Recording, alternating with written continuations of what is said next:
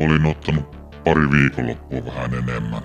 Muuten koko vuonna tuskin mitään. Satunnaista, mutta väärää aikaa. Sitten tuli puhelu, että PES-arvo on koholla. Ei enää voi jatkaa töissä ja sain potkut. Mä sanoin, että jos olisin tiennyt, se olisi jotenkin ollut tarkempi.